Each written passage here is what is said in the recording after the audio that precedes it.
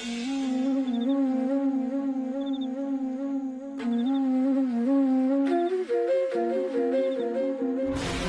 समजता काय तुम्ही स्वतःला? माझ्या मनाचा जराही विचार केला नाहीत का तुम्ही?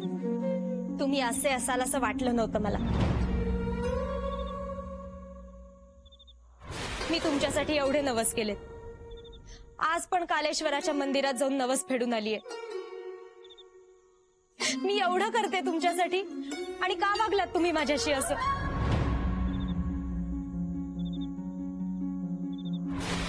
मला जे सांगायचं ते सांगितलंय मी. आता तुम्ही ठरवा.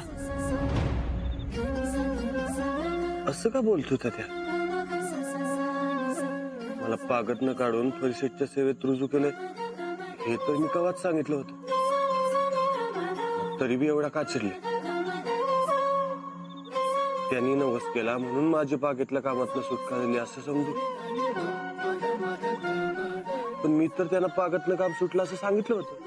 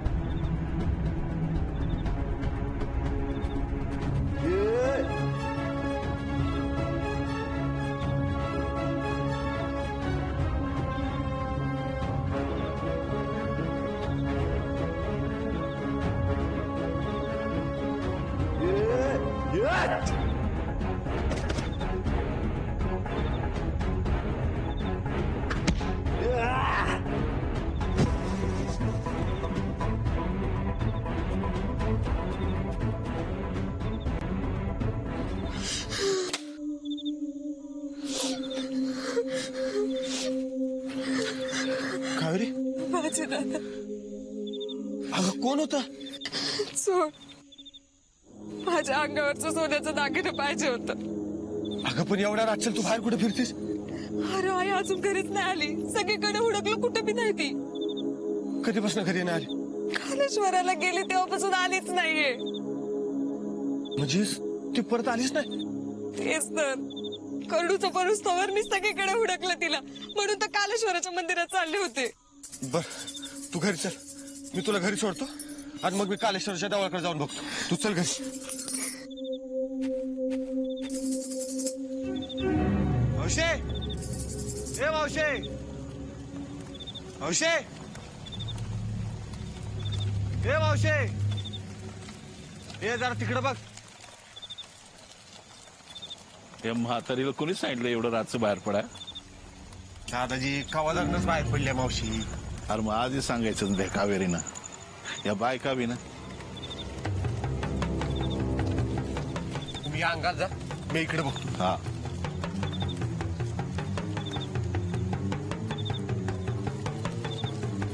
मावशे, अरे मावशे,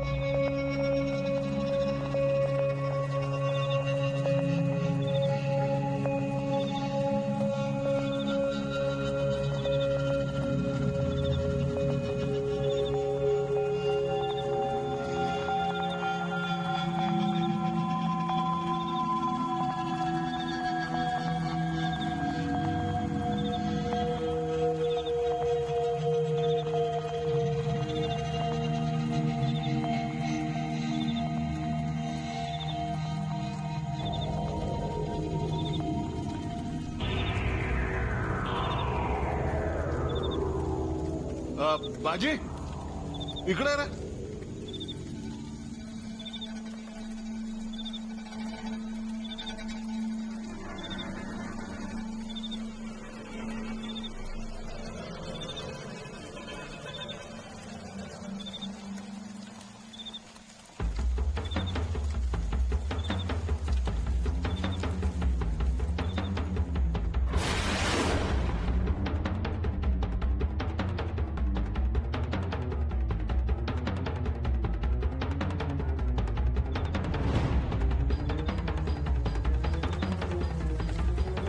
अगं परशाची माय.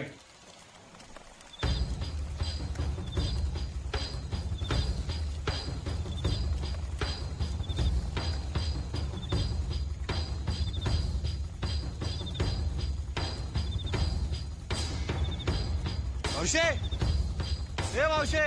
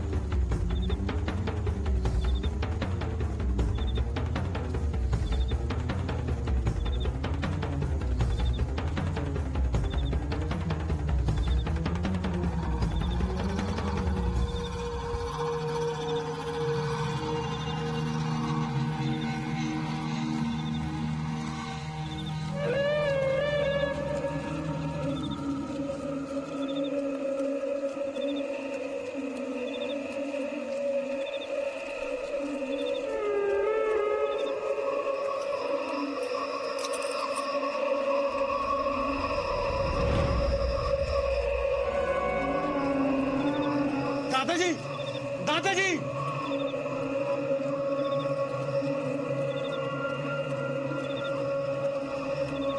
मावशे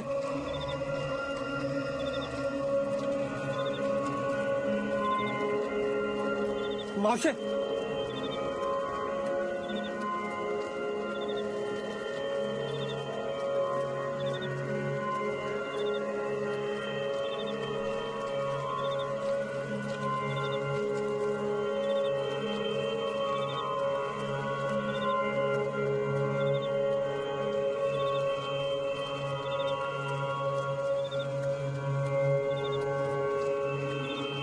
समजा रक्त साकाळलंय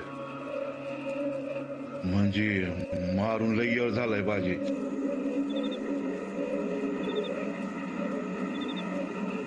डोक्यात धोंडा घालून जीव घेतला.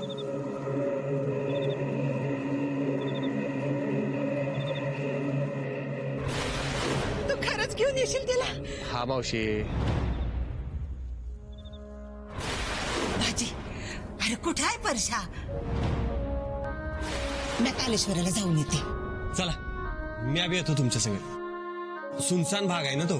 तुझी कामं सोडून तू आमच्यासाठी कशा पायी ताप घेतोस? दादाजी माझ्या हातनं हे काय झालं? काय झालं बाजी? ते ताबीज, ती दोरी, हे घोंगड,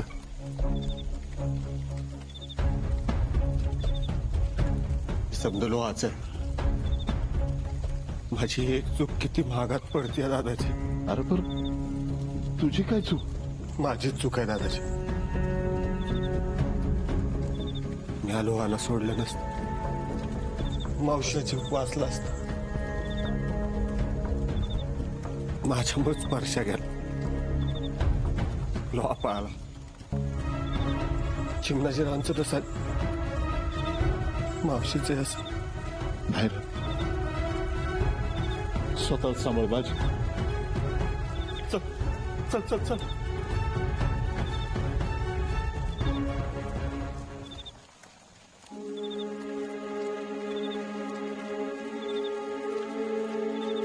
माधवा जी दादाजी.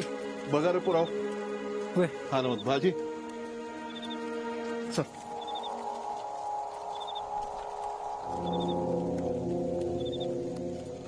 हा हा बसून घे बघा रे बरोबर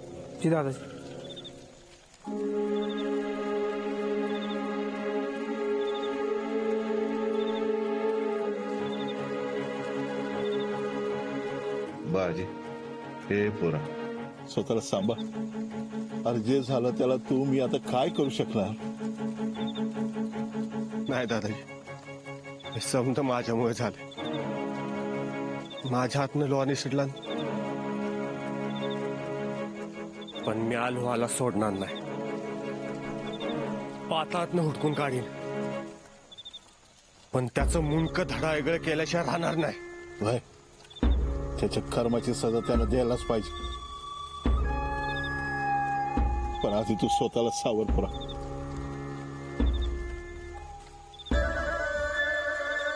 दादाजी अहो ह्यो तर बावनखणीतल्या चंद्राबाईचा मेनेकरी काय वय पण ह्यो इकडं काय करत होता म्हातारीला मेडिकल कशाला मारलं असेल यानं? या दोघं बिचाऱ्यांनी काय बिघडवलं होतं त्याचं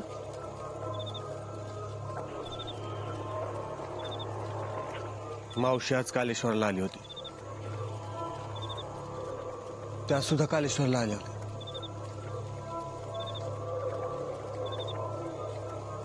मेनी कधी मारला म्हणजे लोहा बावनखिंत गेला नसेल अरे पण कोतवालाने तर तिथं कडक बंदोबस्त लावलाय तो तिथं कसा आणि कशाला जाईल नाही दादाजी बावनखिंतला मेना दररोजचा तिथल्या शिपायांनी नीट तपासणी केली नसणार आज फरीसेटचा मेना बी न तपासताच सोडत होते अरे पण बावनखणीत कशाला मरायला जाईल तो शहराचं बावनखिंत काहीतरी साठेल होत आणि हा लोहा शहराचा भाऊ आहे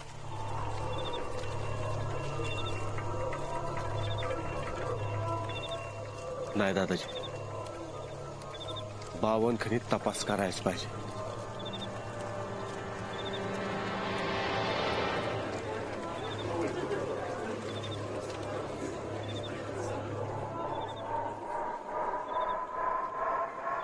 आता एवढ्या रातचा हाच ताप बघ त्या कालेश्वराकडे 2 धडी सापडलेत त्या लोहानं मारलाय आणि तो हितच असणार असा बाजीचा अंदाज आहे आणि बाजी म्हणल्यावर कोतवालानं काढला आदेश हो त्या कोतवालाचा लय जीव आहे बाजीवर मग काय तपास आता बावनखणी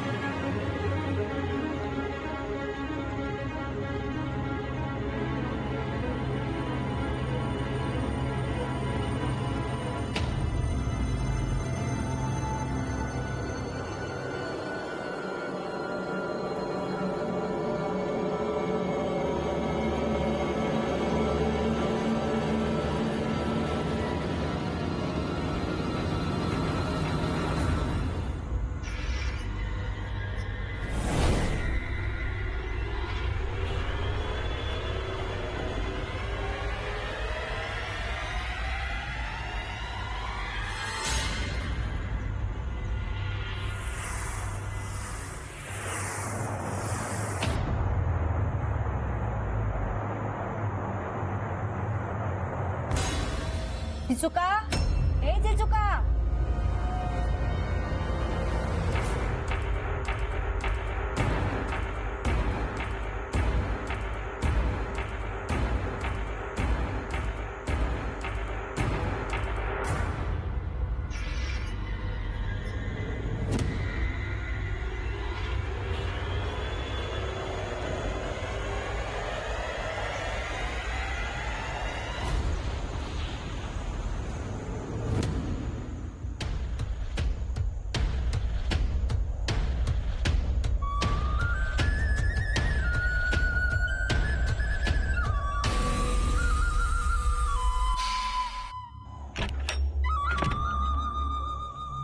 काय झालं बाबा, काय झालं? कशाला हाका मारत होता?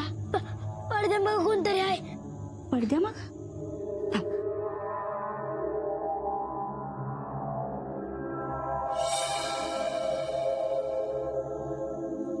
हा कोण आहे? तिथे नाही, तिथं.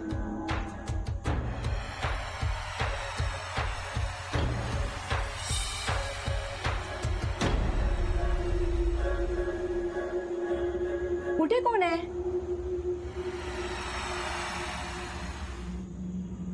काय झालं? भात झाला का सपन पडलं तुला? नाही, पडदा हलताना दिसलं मला. वाऱ्यानं हल्ला असेल.